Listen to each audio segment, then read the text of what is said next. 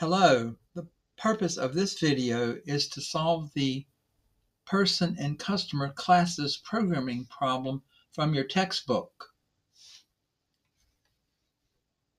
Write a class named person with data attributes for a person's name, address, and telephone number.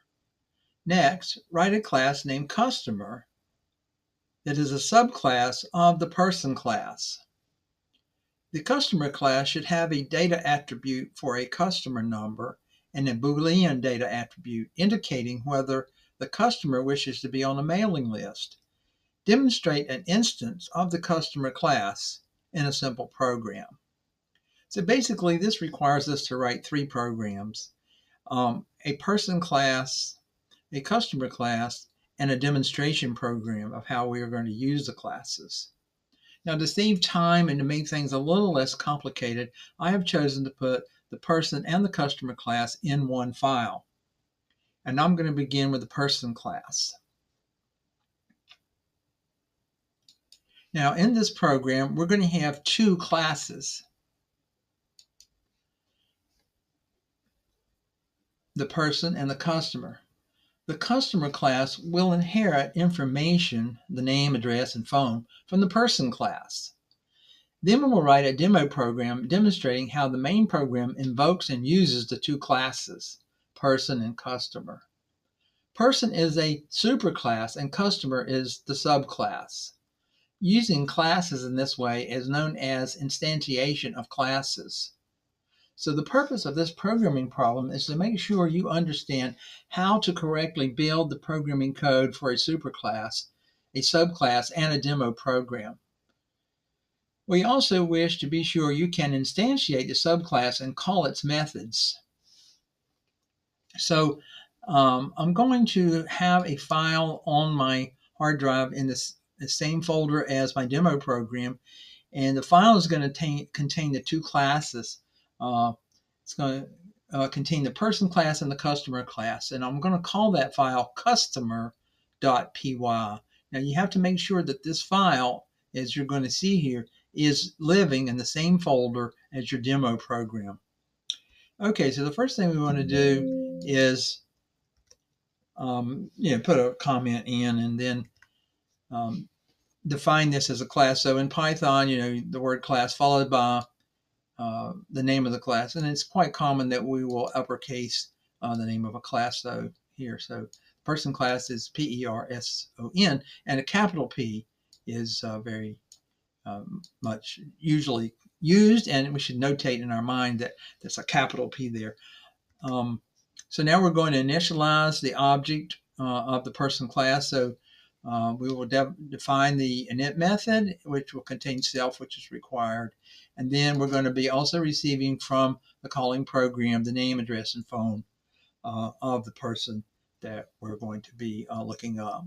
So if you look over here at one I ran just before I started this video, you can see that it's going to hold the person's name, it's going to hold their address, it's going to hold their phone number, it's going to hold their customer number, and it's going to hold whether they want to be on the mailing list, true or false.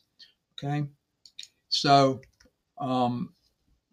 this is the function of the person class, is to store the name, address, and phone number. So we're going to set self name equal to name, self address equal to address, and self phone equal to phone. Now the mutator for this, we're going to receive name, and we're going to set name to the value passed in. Okay, and we're going to do that right here in line 10. So self dot double underscore name equals name. Then we're going to do the same thing for the address. Self dot double underscore address equals address, and we're going to do the same thing for the phone. As you can see here, self dot double underscore phone equals phone. And then the accessors will work similarly for the name. We're going to get name, and we're going to return self dot name, self dot double underscore name, and we're going to get the address attribute here, return self dot double underscore address, and return self dot double underscore phone. And that pretty much takes care of the person class. Now the person class is the super class here, and the customer class is the subclass because customer is going to inherit information from person. So you can see that the name of this class is mentioned here as a parameter for the customer class person. So that's the way these two get attached, if you will, in the course of the program running. Okay, so now let's take a look at what we're going to store in the customer class.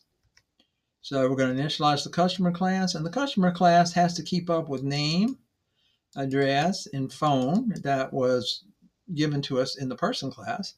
And we're going to add to that the customer number and the mailing list, true or false, the Boolean about the mailing list.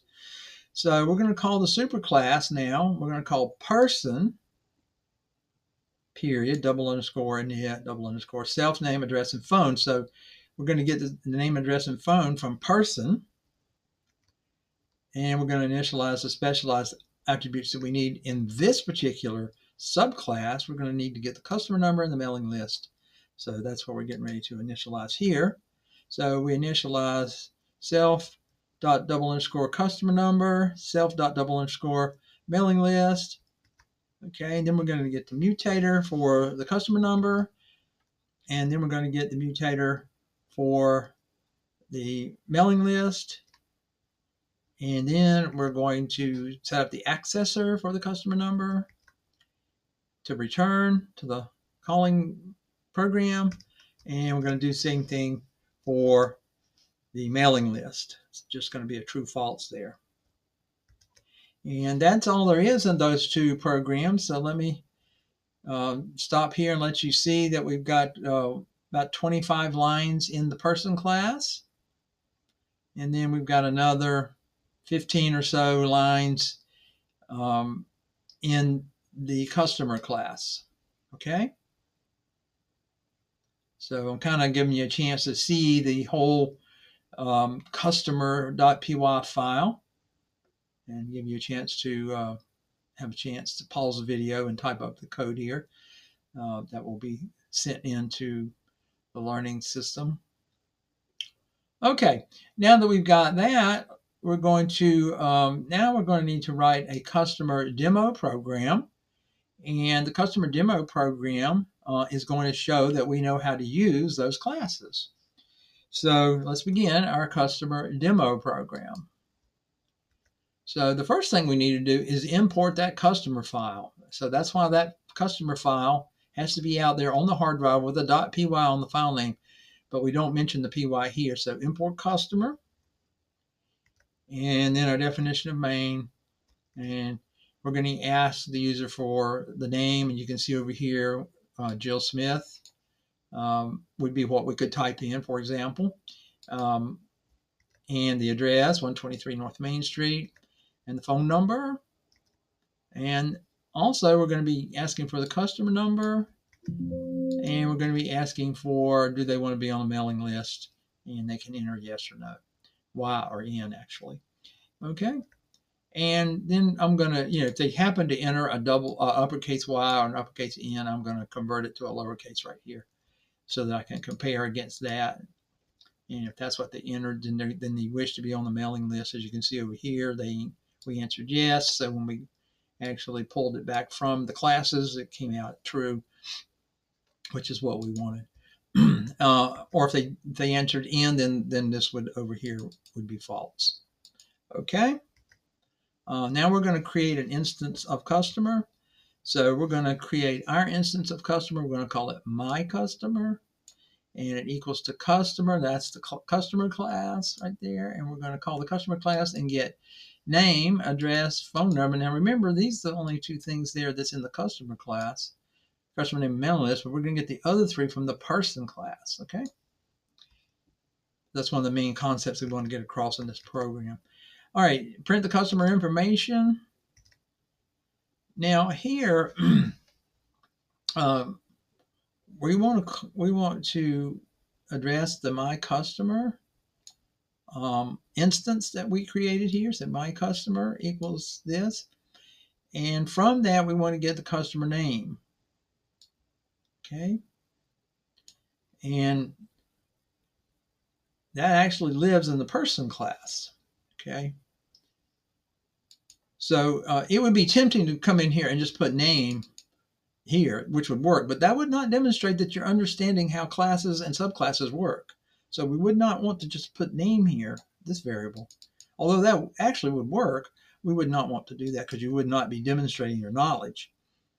All right, so then we're going to get the address from my customer get address method, and get the phone number from my customer get phone number, and get the customer number from my customer get customer number, and get the mailing list yes or no from my customer get mailing list, and call the main function, and that should do it. Okay, so managed to get that whole program on the screen. So now let's run this and see how it works.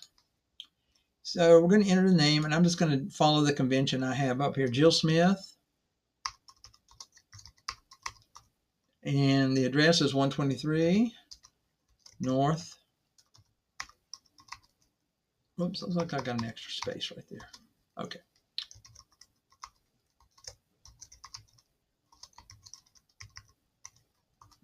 And the phone number.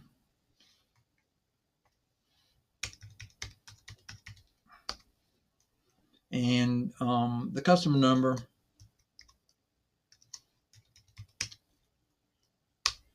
And do you wish to be on the mailing list? Yes. But now notice I typed an uppercase Y, but it doesn't matter because over here I switched it to lowercase. So it came out true. And sure enough, they want to be on the mailing list. All right, we're going to run that again. And this time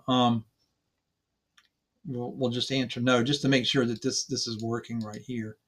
So let's run that again. And